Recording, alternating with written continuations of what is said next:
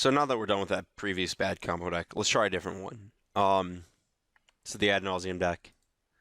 Not too much different besides the dig through times.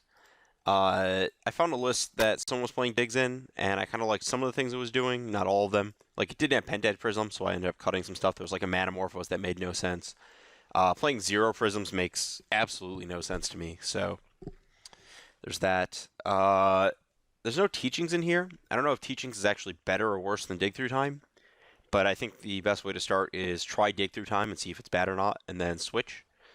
There's an extra Desperate Ritual as a mana source, which I'm okay with. I don't really know if I'm actually okay with it now that I'm saying this, but in theory, it's better with Dig Through Time. It's not really better with Dig Through Time.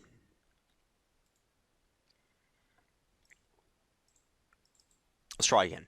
Okay, fixing that as we speak. The mana has been switched away from temples towards fetches. I feel like I'm short a single duel, which I'm going to cut. I don't know which duel. We're just going to add one of each of those to the deck. And honestly, I'm not a big fan of these temples in this deck anymore because we're digging. So there we go. Okay, so we're 8 fetches and lands and duels. Okay, cool. We're back to this mana base. This card's sweet. I don't know if it's good. It's just awesome. This is like required combo nonsense. All your Spirit Guides and a Bauble.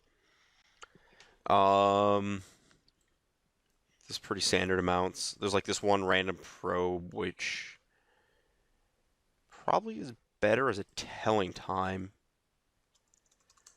I can't imagine probe is actually good in this deck, honestly.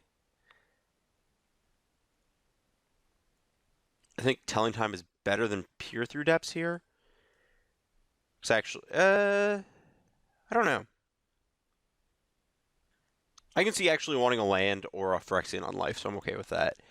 I'm not a huge fan of, let's see, looking at the sideboard. Anyways, back to the top. I just want to get one thing out of the way. So the reason that this deck is actually potentially better than Storm is that your combo is inherently interactive.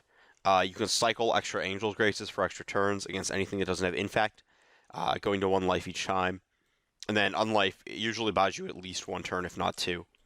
So, like, just playing your combo pieces is interactive.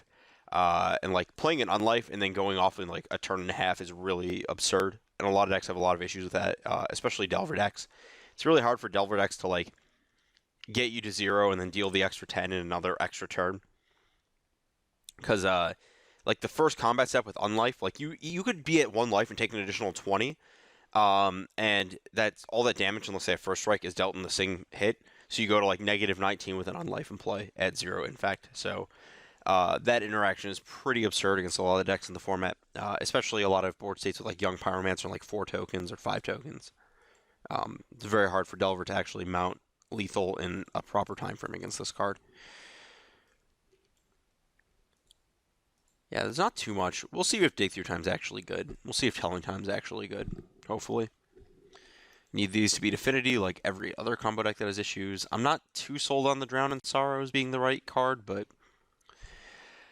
we'll see if I need to play against a deck, or if I play against a deck that I need those against. Slaughter Pact and Patrician Scorn are the obvious. You know, you find these as you're going through your deck. Like, if they have Leyline, you can't actually Lightning Storm them. So you have to draw your deck, and then you've cast another white spell this turn pretty obviously, like with an Angel's Grace or whatever, and you can Patrician Scorn for free.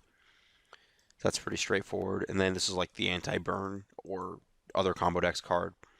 The other cool thing is that you do have insurance against other combo decks. Like Scapeshift, the cast Scapeshift, and then you just Angel's Grace. You get a 1. Like the Amulet deck can't Hive Mind you reasonably, and a lot of other like really good things. Just like playing with the card Angel's Grace is good, so that's really the incentive to play this deck.